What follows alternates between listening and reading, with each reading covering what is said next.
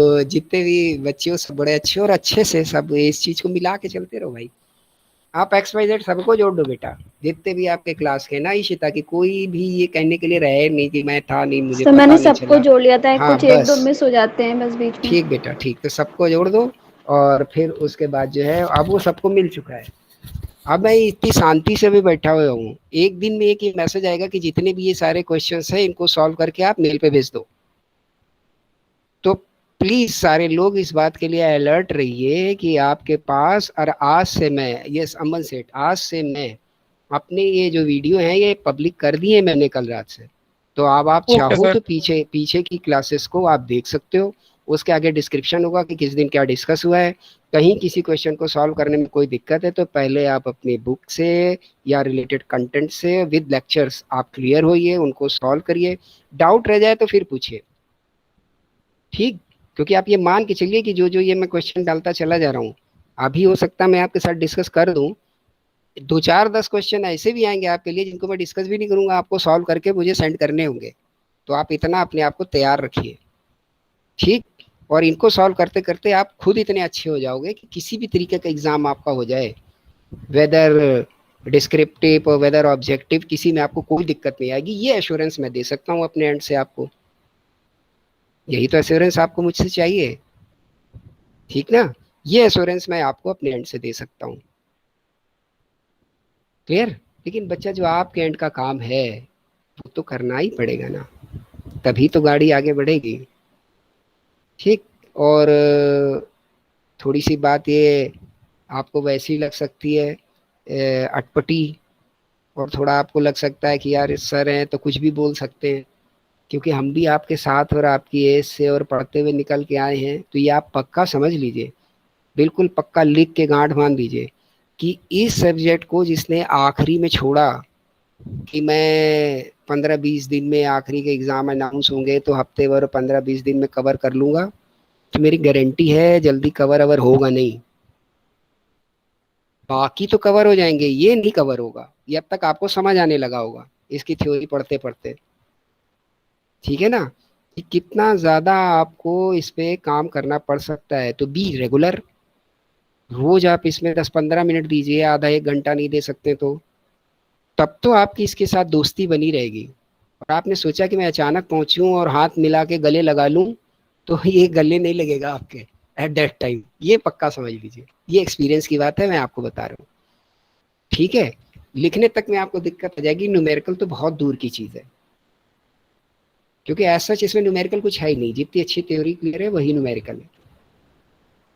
Are you agree with my statement? Are yes. You agree with my statement? Yes हाँ, sir. तो yes. इसको आपको ध्यान देना पड़ेगा बेटा।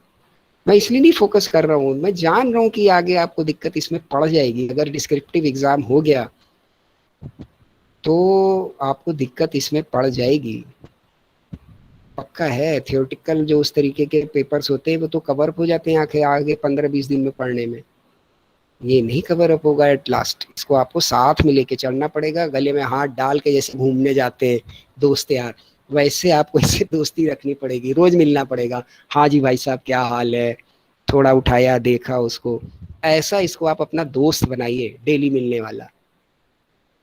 10-15 मिनट से प्रैक्टिस बढ़ाइए, आधे घंटे तक भी अगर आप रोज दे रहे हो तो दैट इज सफिशिएंट, आपका काम हो जाएगा। फिर आप उसमें ये पोर्शन कर लो कि इतना पीरियड जो है वो याद करने के लिए है, इस आधे घंटे में से 15-20 मिनट याद करूंगा, 15-20 मिनट में कुछ न्यूमेरिकल वर्क करूंगा, तब आपका काम बेटा बड़ा अच्छे से हो जाएगा। पूरी इसको लेकर के एग्जाम क्रैकिंग टेक्निक भी मैंने आपको बता दी है, कैसे आपका अच्छे से एग्जाम क्रैक होगा, कैसे अच्छे नंबर स्कोर होंगे। हाँ, लास्ट के भरोसे आप बैठे रहोगे तो बड़ी दिक्कत आने वाली है, पक्का वादा है मेरा, बड़ी दिक्कत आने वाली है। चलिए आगे बढ़ जाते हैं हम लोग। और जो क्वेश्चंस हमने दिए उनमें अगर किसी ने इसको कुछ किया हो तो डिस्कस करते हैं हम, और अगर नहीं किया है तो आगे परक्विजिट पढ़िए आप। पढ़ने के लिए तो अभी बहुत कुछ पड़ा हुआ है। किसी ने इसको कुछ किया है? जो गिवन क्वेश्चंस है उन पे किसी ने कोई काम किया है? फ्रैंकली बताइए मुझे, किसी ने कुछ काम किया है? सर अभी नहीं किया। ओके, तो फिर बेटा अगर मैं एक तरफ से बता दूंगा ये ऐसे ऐसे हो रहा है, ये इसका ये आंसर है, आप उतार के बैठ जाएंगे, सीख तो नहीं पाएंगे। तो क्लास का मकसद तो सीखना होना चाहिए, वरना सॉल्व एग्जाम्पल आपको दे दिए जाएं, आप उसको देखते रहोगे तो भी फिर बाद में दिक्कत होने वाली है। Where there is a numerical, the practice behind such numericals is badly needed. बहुत बुरी तरीके से उसकी जरूरत है कि आपको प्रैक्टिस करनी ही पड़ेगी। ठीक, तो मेरी गुजारिश है कि आप करिए, गलत हो सही हो फिर डिस्कस करिए आप मेरे साथ, और सचेत हो जाइए, किसी भी दिन आपको अचानक मेल मिलेगी कि इनको करके मुझे भेज दो, वहां से रैंकिंग भी हो जाएगी, किसने किया, कितना किया, सही किया, गलत किया। ठीक, तो आप करते चलिए, पूछते चलिए, वो बेहतर है आपके लिए। चलिए, तो हम लोग के अलाउंसेस कवर अप हो चुके हैं, आपने कुछ अभी किया ही नहीं है किसी ने, तो फिर उस पर आगे बात करना भी बेकार है। तो हम लोग परक्विजिट की ओर आगे चलते हैं, क्योंकि अगली चीज आपके लिए परक्विजिट है। हाँ, जो एचआरए से और इससे रिलेटेड क्वेश्चंस हैं वो तो आप कर पाओगे, क्योंकि आप लोगों ने इधर की क्लासेस ली हैं, उसमें कोई दिक्कत नहीं है।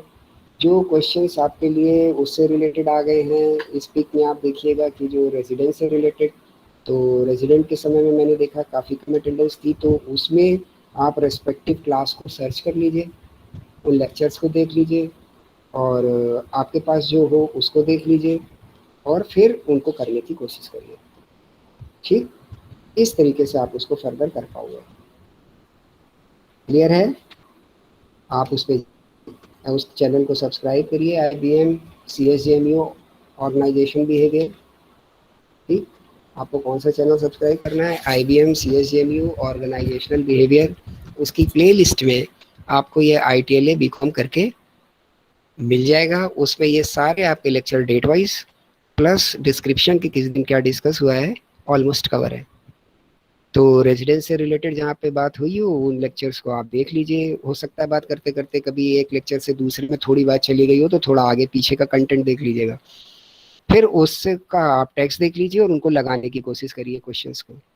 फिर हम लोग किसी दिन क्वेश्चन को डिस्कस कर लेंगे, लेकिन डिस्कस बेटा तभी करेंगे जब आप लगाए हुए होंगे, वरना आप अभी नोट करना शुरू कर दोगे और वो मोर और लेस एक बेकार की बात हो जाएगी। कुछ क्वेश्चन उसमें आपके लिए डिडक्शन के भी शायद हैं, ठीक है, तो डिडक्शन भी तो आप लोगों ने काफ़ी पढ़ा है, उसमें तो थे आप लोग काफ़ी, उनको करने की खुद कोशिश करिए, और ये HRA वाले खुद करने की कोशिश करिए। तो अब आपके पास पूरा टाइम है 5-7 दिन का, जब अगली मुलाकात हो हमारी आपकी, तब तक मुझे ये काम को काफ़ी हद तक करा हुआ मिलना चाहिए। अब जल्दी से हम लोग परक्विजिट पे बढ़ते हैं। तो आपने कल सारे के सारे हम लोगों ने अलाउंसेस को कवर अप कर लिया सैलरीज में। सैलरीज का अगला पार्ट है परक्विजिट, और परक्विजिट जैसा मैंने आपको बताया था कि क्या चीज़ होती है। परक्विजिट कोई फैसिलिटी अगर एम्प्लॉय को मिली हुई है तो उसको मॉनेटरी टर्म में डिफाइन करना, और उस मॉनेटरी वैल्यू को एज सैलरी ऐड कर लेना, that is called the perquisite. Clear? तो सबसे पहले परक्विजिट के लिए हम लोग डिस्कस करते हैं the rent free house, RFH, rent free house, कि जिन लोगों को उनका एम्प्लॉयर रहने के लिए मकान देता है फ्री, तो उसने तो फ्री दे दिया, आपको पैसा तो दिया नहीं, लेकिन अब उसकी वैल्यूएशन निकाली जाएगी as per the income tax rules and laws, और वो उस वैल्यूएशन को आपकी सैलरी मानकर आपकी सैलरी में जोड़ दिया जाएगा for the purpose of taxation, taxation की सैलरी को कैलकुलेट करने के लिए। तो जल्दी से आगे बढ़ते हैं हम लोग।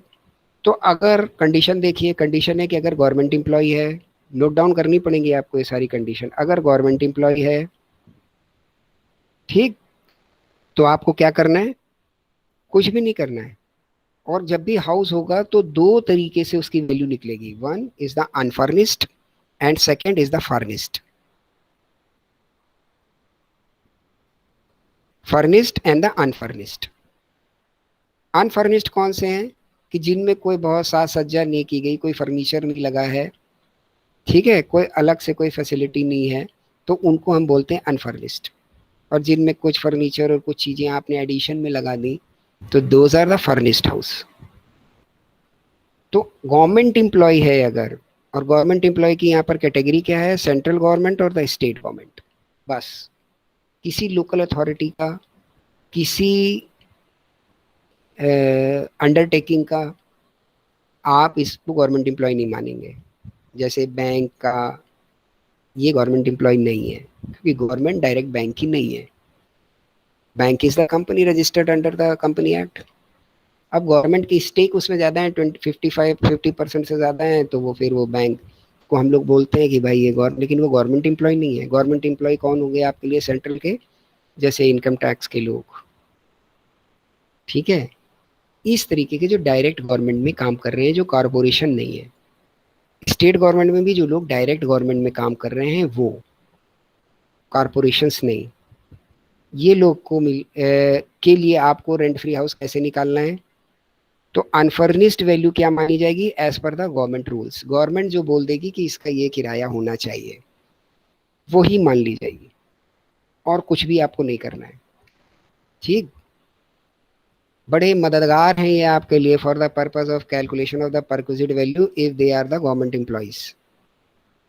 तो गवर्नमेंट ने जो बोला कि इसका ये होना चाहिए किराया, वही मान लिया जाएगा। दूसरी चीज क्या मान ली जाएगी आपके लिए? कि अगर आपने उसमें कुछ एडिशन किया in the terms of furniture और द फर्निशिंग, तो 10% of the cost of such furniture, आपने उसमें कुछ फर्नीचर लगाया, अलमारी लगा दी, सोफा डलवाया और बाकी चीज़ें डलवा दी कुछ फर्नीचर से रिलेटेड, तो आपने उसको फर्निश कर दिया, सजा दिया। तो जो भी फर्निशिंग में जो आपकी वैल्यू इस्तेमाल हुई है उसका 10%। ठीक है, एक चीज। दूसरी चीज, और the hire charges of sir furniture, या फर्नीचर की हायर चार्जेस। उस फर्नीचर को आप किराए पे लाए होगे एम्प्लॉयर के नजरिए से, तो अगर आप किराए पर लाए हो तो वो किराया जो उस फर्नीचर को लाने में लगा, ये आप जोड़ देंगे अनफर्निश्ड वैल्यू में, तो total value of the furnished house आ जाएगी। या तो किराया, या खरीदी हुई होगी एम्प्लॉयर की, अगर खरीदी हुई है तो 10%, मतलब डेप्रिसिएशन वैल्यू। भाई यूज अब एम्प्लॉय कर रहा है तो वो डेप्रिसिएशन देगा उसका। ठीक, तो 10% of the cost of furniture और the hire charges if such furniture is hired, ये जुड़ जाएगा एज द फर्निशिंग वैल्यू, और अनफर्निश्ड की वैल्यू जो सरकार बता दे, इन दोनों को आप जोड़ दोगे तो then you will find the value of total accommodation which is provided rent free. ये किस केस में काम हो रहा है? ये केस काम हो रहा है केवल गवर्नमेंट एम्प्लॉयज के लिए। अच्छे से नोट्स बनाइए इसके, क्योंकि मुझे पता है कि ढेर सारे लोग अभी भी बगैर किताब के काम चलाने के मूड में हैं, उनको दिक्कत आएगी। तो नोट्स ही बना लीजिए आप लेक्चर सुन सुन के। और एक गुजारिश है आपसे, मैं शायद पहले भी कर चुका हूँ, कि कोशिश करके किसी सीनियर का, किसी पुराने अपने मिलने जुलने वाले का, किसी भैया का, किसी दीदी का, या किसी लाइब्रेरी से या परेड से second hand book income tax की बिल्कुल मत लीजिएगा। सुन रहे हैं ना ध्यान से? क्योंकि आपके हर साल इसमें अमेंडमेंट्स हैं, हर साल चेंज आते हैं। तो जो एडिशन मैंने आपको बोला है 20-21, इसी पे काम करिए, यही चाहिए आपको। या जो मैं बोलता जा रहा हूँ इसको नोट डाउन करते जाइए। ठीक, इसके अलावा इधर उधर मत भागिएगा। और नेट पे आप सर्च करने जाएंगे तो आप परेशान हो जाएंगे, ये मैं जान रहा हूँ अच्छी तरीके से। लॉ और टैक्स को अगर नेट पे सर्च करेंगे आप तो बड़ी दिक्कत होने वाली है, वो पता नहीं कहाँ से शुरू होंगे। चलिए, अब दूसरा देख लेते हैं, अदर एम्प्लॉयज। जो गवर्नमेंट एम्प्लॉय नहीं है और दूसरे हैं, उनके लिए क्या करना है आपको? आपको नोट डाउन करना है जो मैं बोल रहा हूँ फटाफट। अगर वो हाउस जो दिया गया है, if it is in the city which has the population exceeding 25 lakh, लिखिए अच्छे से। अगर वो मकान ऐसे शहर में है जहाँ की आबादी 25 लाख से ज़्यादा है, as per the census of 2001, then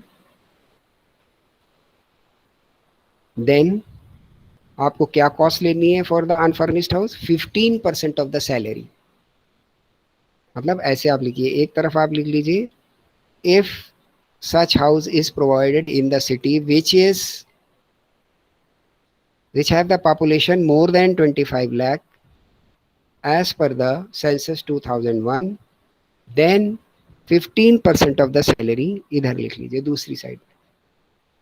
if such city in which house is provided rent free, have a population exceeding 10 lakh but below 25 lakh, 10% of the salary. ठीक, 10% ऑफ द सैलरी। फिर उसके बाद अदर प्लेसेस, मतलब क्या हुआ आपके लिए कि अब ये उन जगह की बात कर रहा है कि जो 10 लाख से भी कम पॉपुलेशन वाले हैं। उसने आपको कैटेगराइज करा दिया ना, 25 लाख से ऊपर 15% लेना है, 10 से 25 लाख के बीच अगर आबादी है तो 10% ऑफ सैलरी लेना है।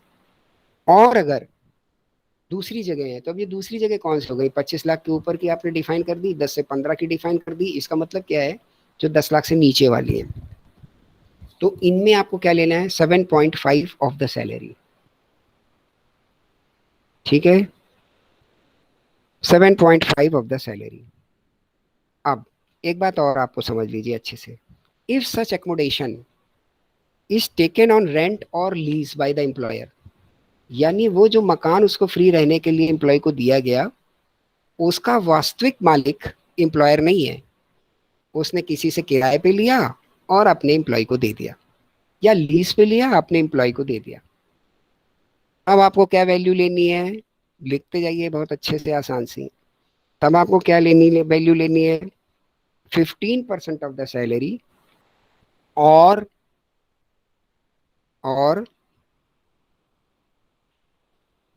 actual rent which is paid, whichever is less।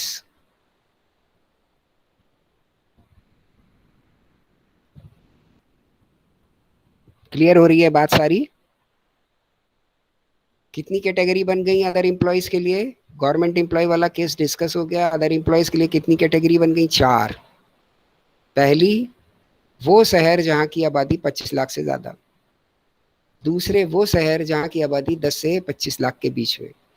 तीसरे, वो शहर जहां की आबादी 10 लाख से कम।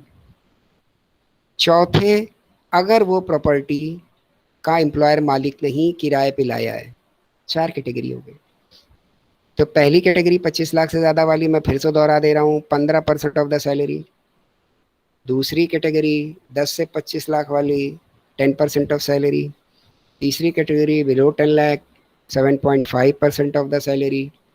चौथी कैटेगरी, अगर किराए पे लिया हुआ मकान है, किसका, एम्प्लॉयर का, आपको तो फ्री रहने को मिल रहा है एम्प्लॉय को, तो कितना लगेगा, 15% ऑफ सैलरी, या और लगा है बीच में, या वो किराया जो एम्प्लॉयर ने पे किया उसमें से जो कम हो।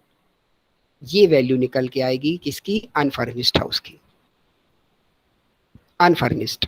अब अगर फर्निश्ड है तो वही काम आपको फिल कर देना है जो आपने गवर्नमेंट में किया था, 10% of the furniture cost if furniture is owned by the employer, और the rental value of such furniture if such furniture is taken on hire. ये आप जोड़ दीजिए तो आपका क्या बन जाएगा, फर्निश्ड हाउस। ठीक, कोई डाउट इसमें? यस बच्चों, कोई डाउट बेटा? No sir. ओके। अब अगर इसमें से कुछ आप रिकवर कर लेते हो उनसे, आप बोलते हो यार हम ये फ्री रहने का मकान दे रहे हैं, हम तुम्हारी तनख्वाह में से इस बात के 500 रुपये महीने काट लेंगे। ठीक है, तो अगर आप ये 500 रुपये महीने काट लेते हो तो ये आप उसमें से हटा देंगे, जो आपने ये वैल्यूएशन निकाली ना फ्री के मकान की, तो इसमें से 500 रुपये मल्टीप्लाई बाय 12 ये आप हटा दीजिए, क्योंकि ये तो एम्प्लॉय ने पे कर दिया ना, तो ये तो आप उसकी सैलरी में नहीं जोड़ सकते। तो अमाउंट रिकवर्ड इन सारे केसेस में, परक्विजिट के केसेस में डिडक्ट हो जाएगा परक्विजिट वैल्यू से। इसको आप स्टार बना के ब्रैकेट में लिख सकते हो। Any amount recovered against any perquisite shall be deductible from the perquisite value which is calculated।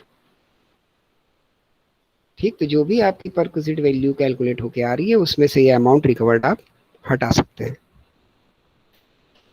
तो ये तरीका है आपके लिए रेंट फ्री हाउस को कैलकुलेट करने का।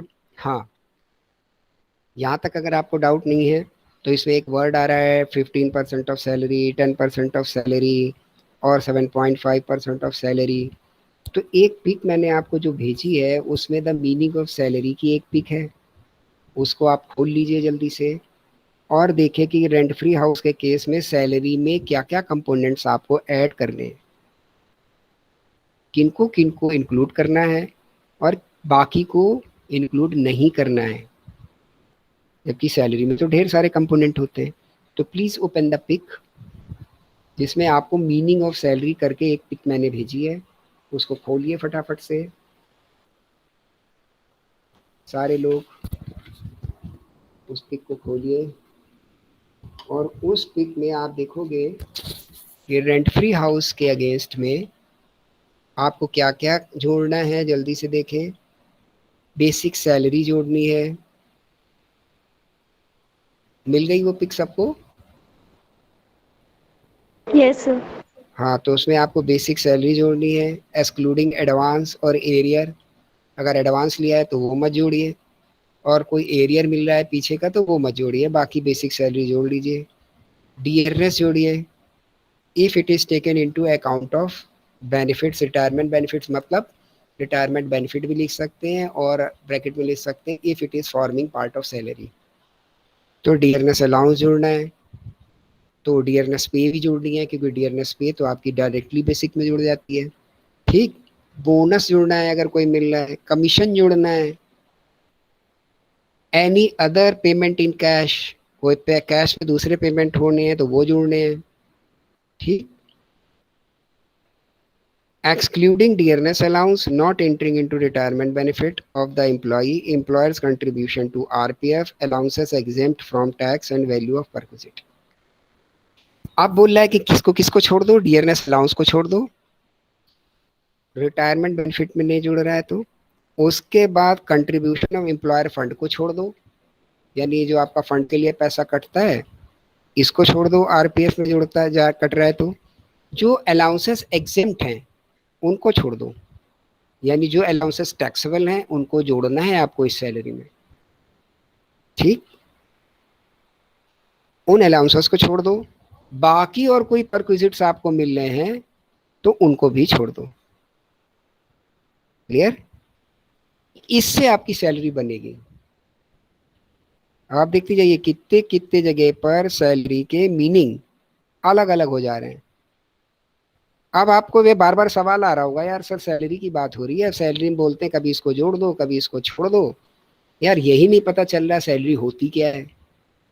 ठीक ना, ये बेसिक क्वेश्चन है। तो आप जल्दी से जो इसी पिक का सबसे पहला हिस्सा है उस पे नजर डालिए। अब आप देखेंगे कि सैलरी में कितने सारे कंपोनेंट आते हैं। जब आप सैलरी का कैलकुलेशन करोगे for the purpose of taxation तो ये सारी चीजें आपको उसमें लेनी है।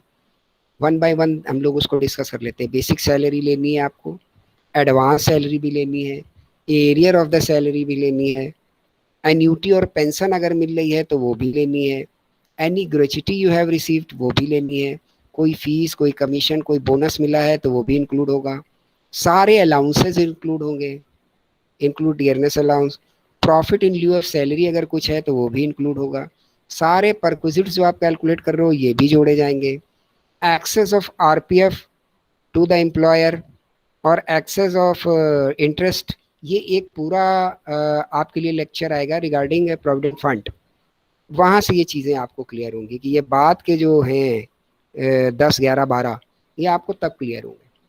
ठीक, इन पे टिक लगा लीजिए आप कि आपसे सर से तब पूछने हैं कि जब ये फंड को डिस्कस कर ले, उसके पहले अभी नहीं क्लियर होंगे। ये आइटम तो आपको क्लियर हो जाएंगे जो 9 तक के हैं, क्योंकि अलाउंसेस हम लोग डिस्कस कर ही चुके हैं। और फीस अलाउंस बोनस आप समझते हो, ग्रेचुटी वो होती है जो आप रिटायर हो तब मिलती है, और profit in lieu of salary की एक जगह से छोड़ के दूसरी जगह गए वहां का कुछ बेनिफिट था वो ट्रांसफर हो जाए, तो ये भी आपको समझ आ जाएगा। परक्विजिट हम लोग करंटली पढ़ ही रहे हैं, तो पॉइंट 9 तक के आइटम तो आपको अभी बिल्कुल क्लियर है। 10 11 12 आपको क्लियर होंगे when we discuss the provident fund, और बहुत जल्दी उसका नंबर आने वाला है। तो आरएफएच जो आपका था इससे रिलेटेड काफी कुछ बातचीत हमारी आपकी हो गई। तो अब मुझे जल्दी से बताइए इस पर कोई डाउट है, वरना इसी को थोड़ा सा आगे और बढ़ा दें और आरएफएच पूरा खत्म हो। Is there any doubt the thing discuss regarding the rent free house? No sir. Okay, तो कोई डाउट नहीं है। तो अब आप देख लीजिए कि आपको शहर की आबादी देखनी है, सैलरी कैसे निकालोगे आप, ये मैंने आपको बता दिया है। फिर उसका परसेंटेज आपको लगा देना है, तो वैल्यू ऑफ परक्विजिट आपको मिल जाएगी of the unfurnished house.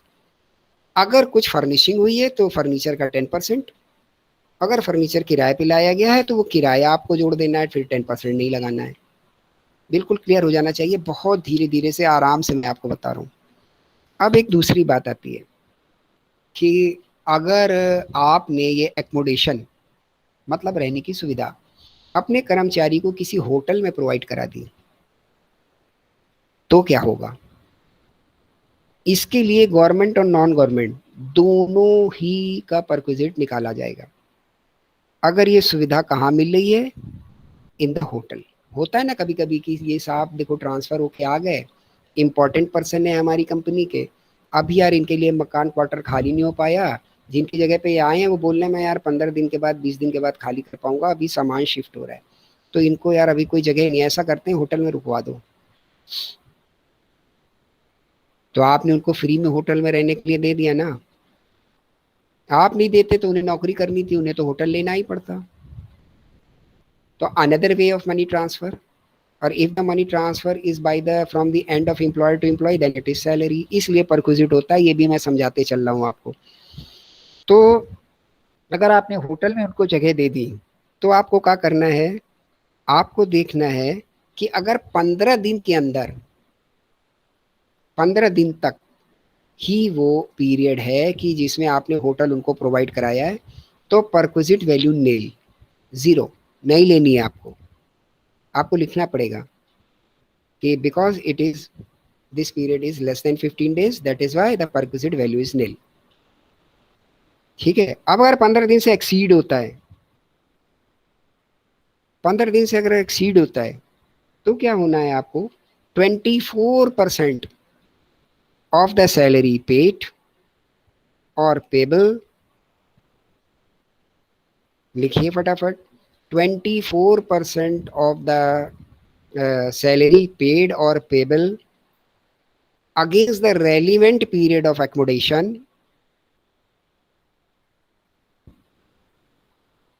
or actual charges paid to the hotel, whichever is less। Clear हो रही है ये बात कि ये कहना क्या चाहते हैं? ये कहना ये चाहते हैं कि जितने दिन आप होटल में रुके वो रेलिवेंट पीरियड हो गया। जो आपको सैलरी मिल रही है, सैलरी कैसे निकलेगी ये आप देख चुके हैं, यही कंपोनेंट जुड़ेंगे उसमें। इन कंपोनेंट को जोड़ करके आपने सैलरी निकाली ऑफ 1 डे या पूरे साल की निकाल ली 365 डेज, तो उसको डिवाइड कर दीजिए 30 डेज के अगेंस्ट या 365 डेज के अगेंस्ट, तो आपको 1 डे की सैलरी मिल जाएगी। फिर जितने दिन का इनका स्टे हो, 20 दिन का स्टे है तो मल्टीप्लाई बाय 20, तो आपको सैलरी कितने दिन की मिल गई? 20 डेज की। इसका 24%। भाई जिसने जितने दिन जो सुविधा इस्तेमाल की है उस पीरियड की जो सैलरी है उसी का ही 24% लगाना है, महीने वाली का नहीं लगेगा। क्लियर?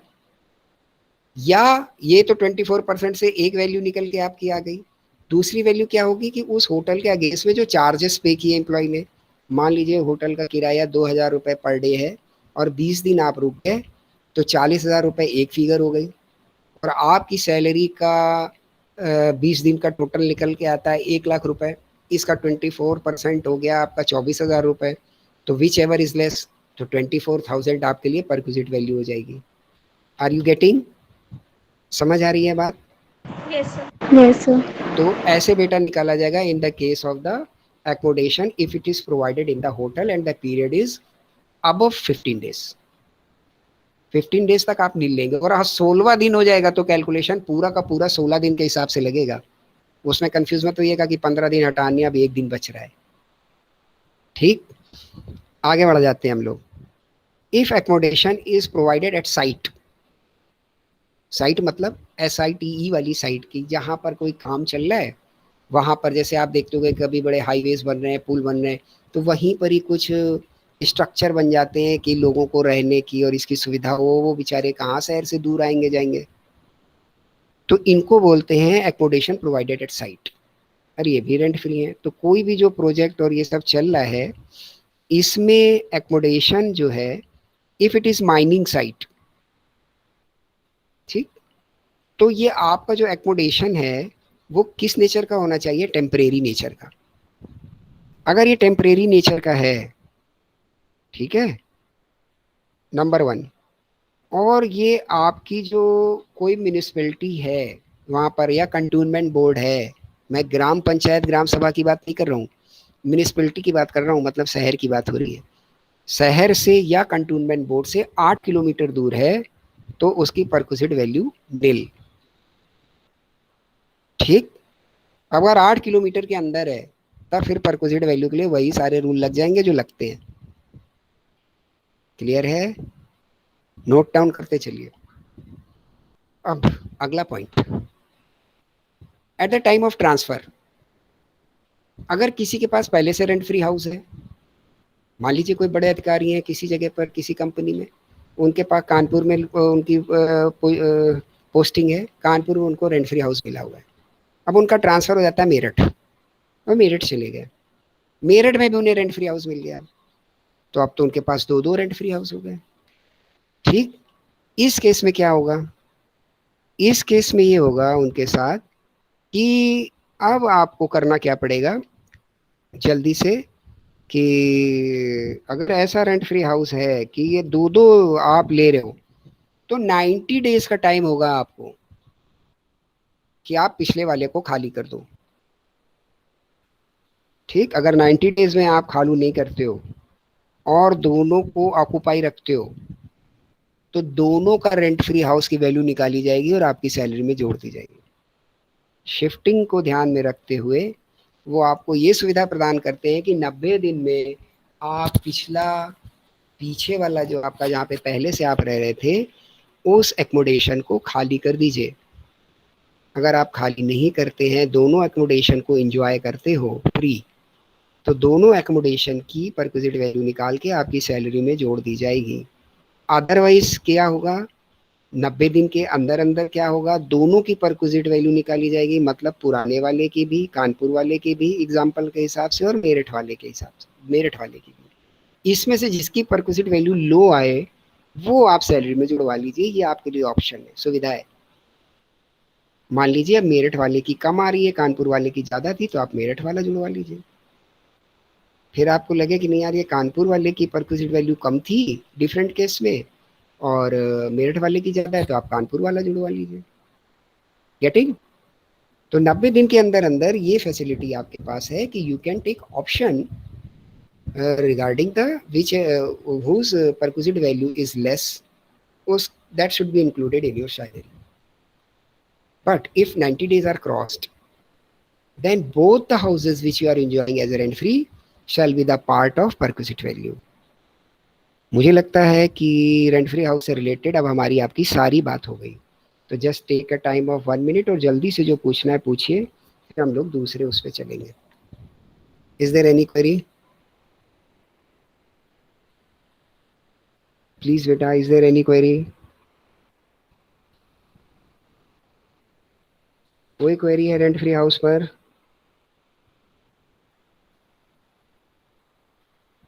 No sir. ओके, अगला परक्विजिट आप लिखिए जल्दी से। If the facility of the sweeper, gardener, watchman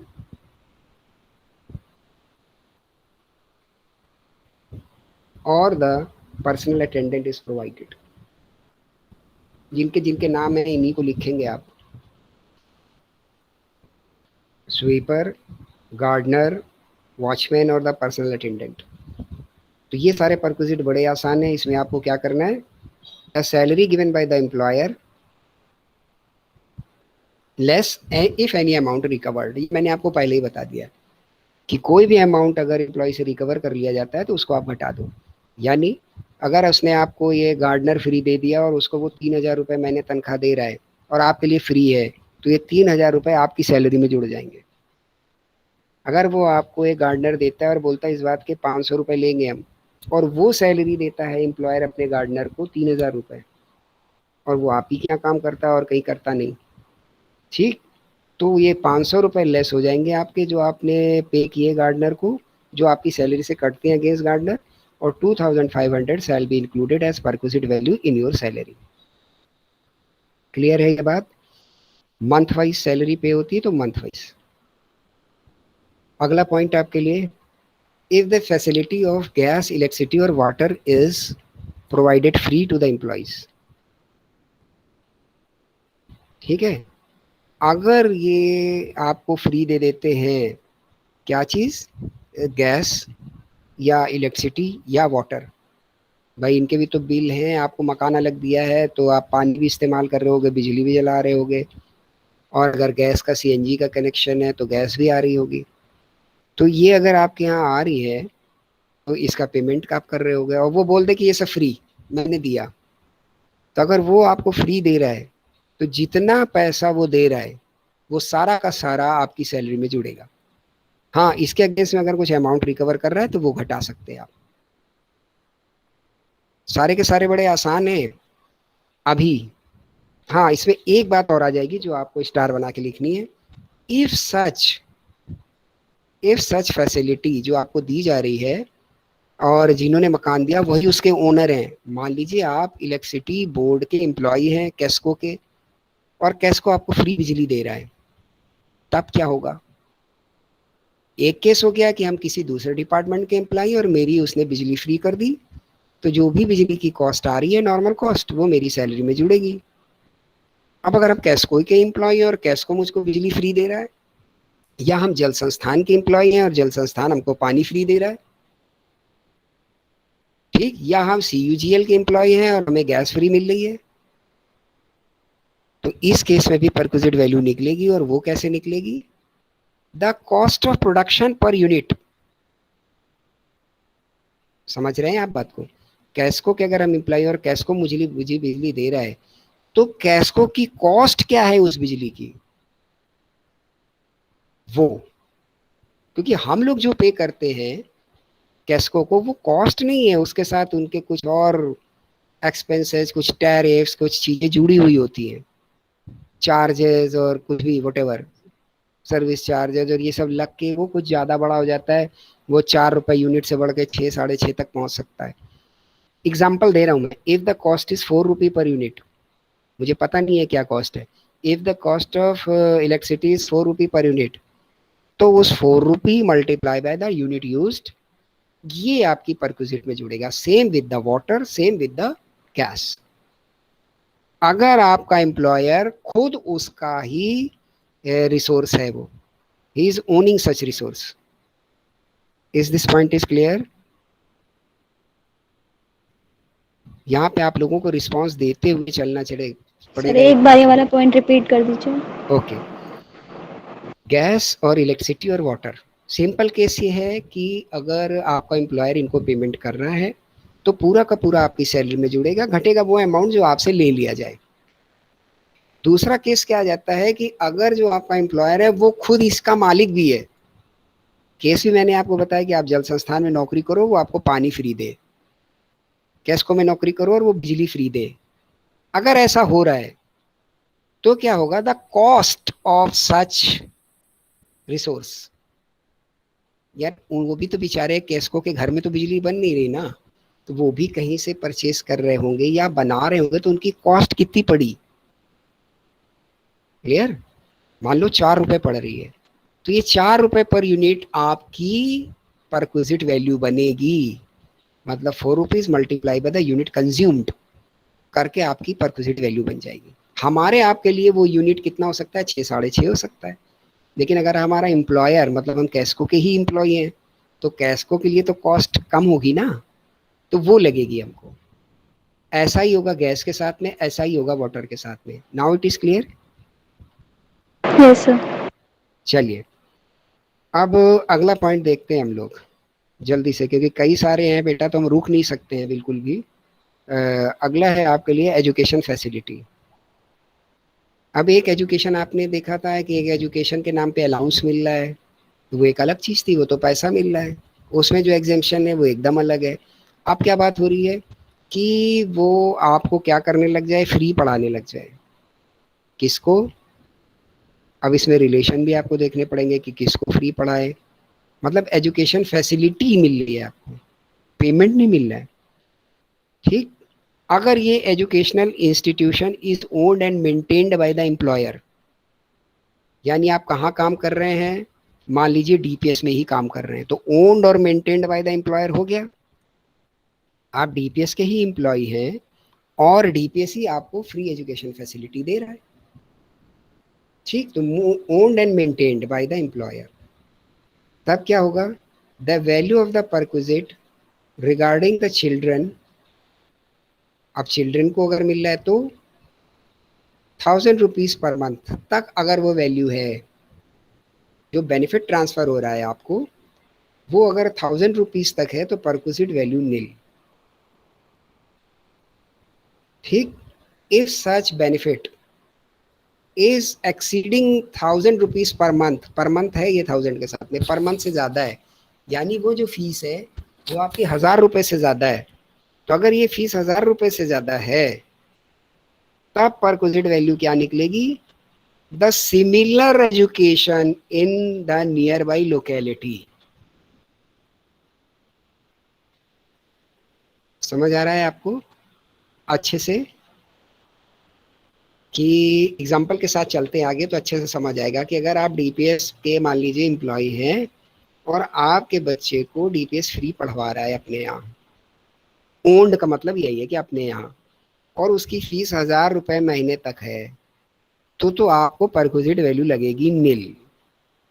लेकिन अगर ये जो बेनिफिट आपको ट्रांसफर हो रहा है फ्री, इसकी वैल्यू एक्सीड कर जाती है 1000 रुपए से, तो फिर हम क्या करेंगे, हम देखेंगे कि ये जो डीपीएस का स्कूल कहाँ पर है, कहीं कल्याणपुर में, तो कल्याणपुर की आसपास की लोकेलिटी में सीबीएसई को और इसी तरीके को पढ़ाने वाले और भी स्कूल होंगे ना, हाँ होंगे सर, तो उनकी फीस को देखेंगे हम, उस हिसाब से आपकी परक्विजिट वैल्यू को बनाएंगे, क्योंकि आपका एम्प्लॉयर आपको सुविधा फ्री दे रहा है, तो आप उससे रिक्वेस्ट भी कर सकते हो कि यार फीस मेरे लिए कम का बिल बना देना, तो मेरी तनख्वाह में कम जुड़ेगा, इस तरीके का एडजस्टमेंट हो सकता है।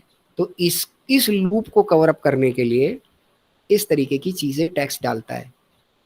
ठीक, अब उसने बोला कि हम नियर बाई लोकेलिटी में इस तरीके के जो स्कूल चल रहे होंगे वहां की फीस को कंसिडर करते हुए आपकी परक्विजिट वैल्यू निकालेंगे, तो वो देखेगा कि कल्याणपुर में क्या कोई वीरेंद्र स्वरूप चल रहा है इसी तरीके का, या कोई जैन इंटरनेशनल चल रहा है, वट कोई भी नाम हो सकते हैं। ठीक, तो इनमें क्या फीस चल रही है इस तरीके के स्टैंडर्ड में, उस फीस को मानेंगे हम, डीपीएस वाली को नहीं मानेंगे। ठीक है ना, तो ये है इसका मेथड, और इसमें से वो घटा देंगे कि जो हमको जो अमाउंट रिकवर कर लिया जाए एम्प्लॉय से। ठीक है, अब अगला पॉइंट है आपके लिए कि ये जो फ्री एजुकेशन आपकी चिल्ड्रंस को प्रोवाइड हो रही है, that is up to 2 childrens only, 2 बच्चों तक ही केवल ये सुविधा प्राप्त है। हाँ, other members of the house hold को अगर ये सुविधा दी जा रही है कि आपके भाई हैं, इनको हैं, जो भी उस कैटेगरी में आते हैं कि जिनको मिल सकती है, तो वहां पर वो 1000 रुपए वाला भी रूल नहीं लगेगा, directly similar education in the near by locality की फीस को लेंगे और वही आपकी परक्विजिट बना देंगे। ठीक है, एनी डाउट, एनी डाउट बेटा? No sir. ओके, ध्यान देते जाइएगा, अच्छे से नोट करते चले जाइएगा, तभी आपको ये समझ आएगा। अब आपको ये समझ आ रहा होगा क्यों मैंने बोला कि आप बुक ले लो और बुक खोल के साथ में बैठो, तो आपको बड़ी आसानी से चीज़ें समझ में आती हैं और आप केवल पेंसिल से अंडरलाइन करते जाते हैं, और जहाँ आपको कोई बात लिखनी होती है आप नोट कर लेते हैं। अब आप नोट्स बनाइए, आपकी इच्छा है। ठीक, चलिए अगली चीज़ देख लेते हैं हम लोग। अगला पॉइंट ले लीजिए, interest free loan. Interest free loan, आपका एम्प्लॉयर आपको लोन दे दे और उसका इंटरेस्ट आपको फ्री कर दे। समझ आ रहा है, उसने आपको 1 लाख रुपए दिए, इसका मतलब 1 लाख रुपए तो लोन है, और उसके ऊपर अगर कोई इंटरेस्ट 2 4 5% बोले, कोई इंटरेस्ट ही नहीं लेंगे भाई, तो वो जो इंटरेस्ट है इसको कैलकुलेट किया जाएगा। वो तो इंटरेस्ट नहीं ले रहा एम्प्लॉयर आपका आपसे, लेकिन टैक्स डिपार्टमेंट को पता है कि कहीं भी लोन बगैर इंटरेस्ट के नहीं मिलता है। ठीक, तो एक प्रोविजन है उसके लिए, वो ये बताएगा कि कैसे इंटरेस्ट वैल्यू को कैलकुलेट करो, और वो इंटरेस्ट वैल्यू आपकी किस में जोड़ दी जाएगी, सैलरी में। क्लियर हो रही है ये बात?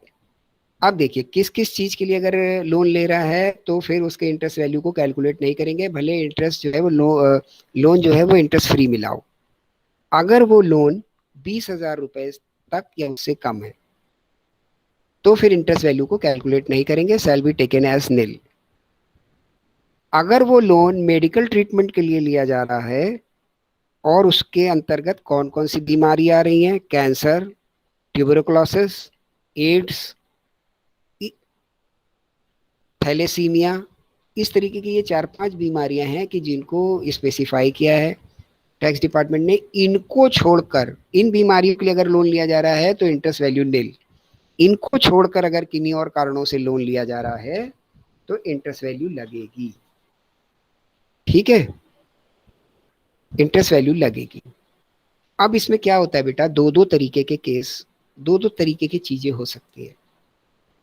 हो सकता है कि वो आपको पूरा इंटरेस्ट लोन फ्री कर दे, हो सकता है वो आपसे बोले ऐसा करना यार 2% इंटरेस्ट दे देना।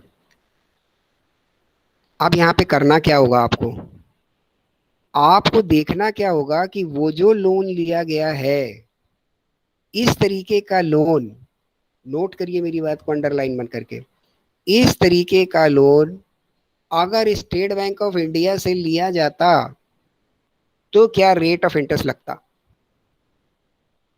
If the loan taken if the loan which is taken, if the same nature of loan is taken from the SBI, what rate of interest is going to be applicable, ये आपको देखना है। मतलब SBI का loan chart आपको study करना पड़ेगा। जब प्रैक्टिकल में काम करेंगे, क्वेश्चन में तो वो आपको बता देगा कि ये रेट है, ये रेट है, ठीक। तो आपको SBI का लोन चार्ट उठाना पड़ेगा, देखना पड़ेगा। कार के लिए लोन लिया था, अच्छा जी, तो कार के लिए SBI कितने पे लोन करती है, फॉर एग्जाम्पल अगर 10% पे करती है तो आपके लिए इंटरेस्ट पर रिक्विजिट वैल्यू क्या बन गई, 10%।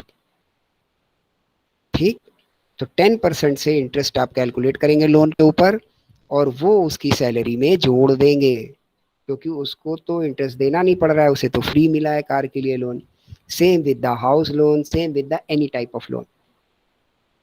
अब एक बात छूटी कि मैंने आपको बोला कि अगर वो उसमें से कुछ परसेंट का इंटरेस्ट लगा देता है आपको, तो मान लीजिए वो लगा देता है आपके ऊपर 1% या 2%। ऐसा करना है यार, ये कार के लिए लोन ले जा रहे हो, हाँ ठीक, 3% से इंटरेस्ट दे देना।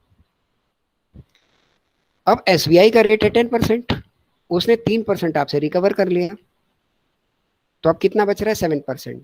तो 7% से वो लोन आपके लिए, लोन का इंटरेस्ट आपके लिए परक्विजिट वैल्यू बन जाएगा, जो कि सैलरी में जुड़ेगा। क्लियर हो रही है ये सारी बात?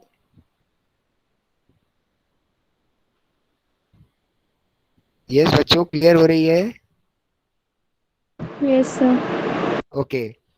बार बार मेरी गुजारिश है आपसे कि इसको आप घर जाके रिवाइज करिए, दोबारा देखिए, दोबारा सुनिए, दोबारा पढ़िए, तब ये चीजें घुसेंगी एक बार में। मुझे पता है कि ये आएंगी, और बिल्कुल जैसे हम लोग छोटे में वो जो झूला झूलते थे कि ऊपर बैठे फिसल पट्टी, में बोलता था भाई हिंदी में, इंग्लिश में क्या नाम है मुझे नहीं पता, कि ऊपर बैठे और पूरा नीचे तक एक झटके में उतर गए।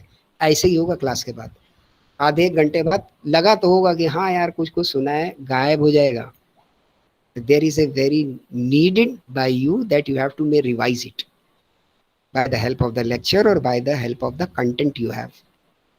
ठीक, फिर आप इसकी न्यूमेरिकल में प्रैक्टिस करिए, तब ये चीज पूरी तरीके से आपके ग्रिप में आएगी।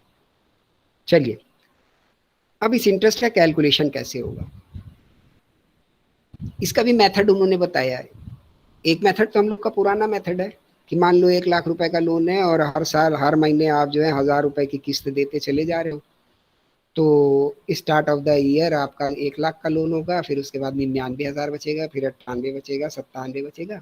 इसके ऊपर आप 10% कैलकुलेट करते चले जाओ हर महीने का, मतलब 1 lakh multiply by 10% divided by 12, तो एक महीने का इंटरेस्ट आपको मिलेगा, क्योंकि लेना तो एक ही महीने का ना, क्योंकि 1 लाख रुपए तो एक ही महीने का ना।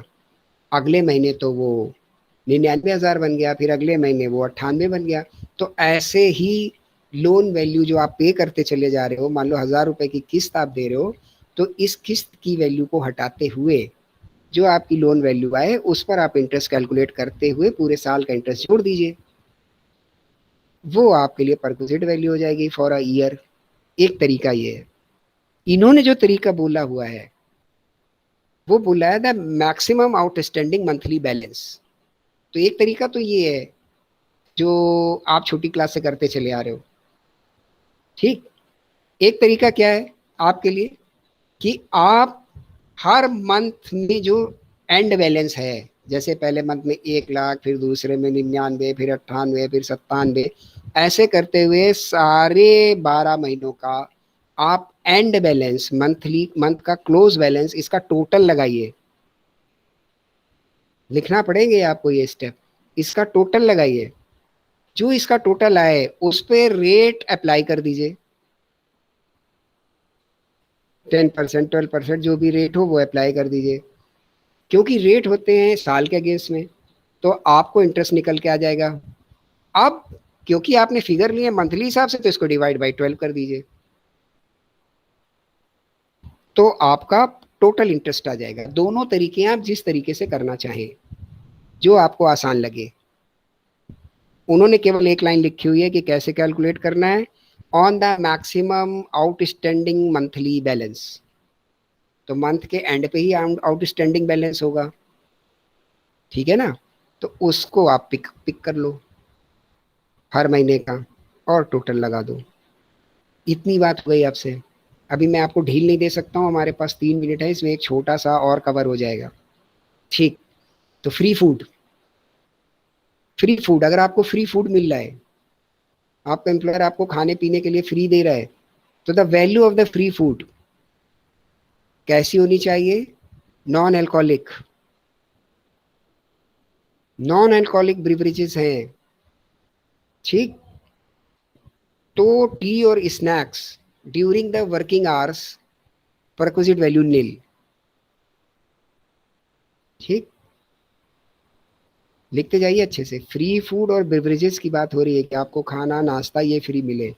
तो अगर ये नाश्ता जो है ये आपका नॉन अल्कोहलिक है, तो टी और स्नैक्स जो भी काम के दौरान आपको दिए जाते हैं, इनकी परक्विजिट वैल्यू फ्री। अगर फ्री फूड या नाश्ता, ये ब्रिवरेजेस आपको फ्री दिए जाते हैं ऑन द रिमोट एरिया, तो भी परक्विजिट वैल्यू फ्री, ठीक है। लेकिन अगर ये दिए जाते हैं आपको कहाँ पर? नॉर्मल वर्क प्लेस पर, तो इनकी परक्विजिट वैल्यू आपको निकालनी पड़ेगी, दैट इज ₹50 पर मील, ठीक है।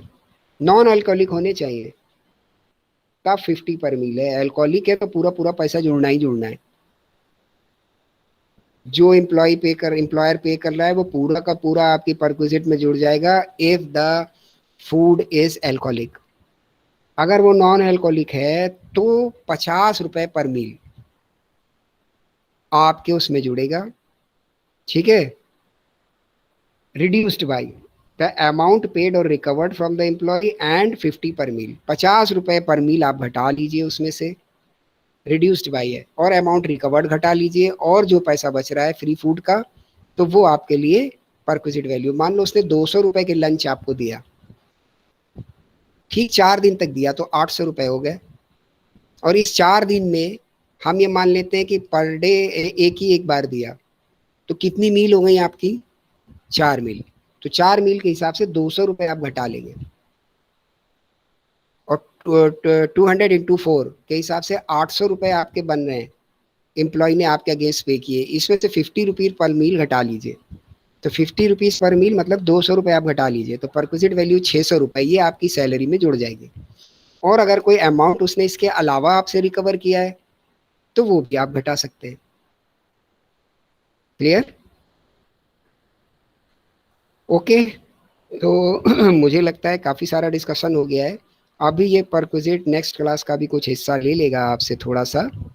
तो मेरी रिक्वेस्ट है आपसे कि आप इन परक्विजिट को और देख के आइए जो बच रहे हैं, खास तौर से कार को जरूर देख के आइए, वरना मैं डिस्कस करता रहूँगा और कार भागती चली जाएगी, बिल्कुल हाथ में नहीं आएगी। ठीक, इसको आप घर से देख के आइए, जो क्वेश्चन आपको दिए गए इनको करने की कोशिश करिए। ये 4-5 दिन में आप अपने आप को जल्दी से कवर अप करिए। तो नेक्स्ट के सेशंस में हमारी कोशिश ये रहेगी कि आप सैलरी को तो एटलीस्ट खत्म कर लें, तो आगे भी अभी बहुत लंबी लड़ाई है। ओके, देन एनीथिंग और any questions you have to regarding the today session?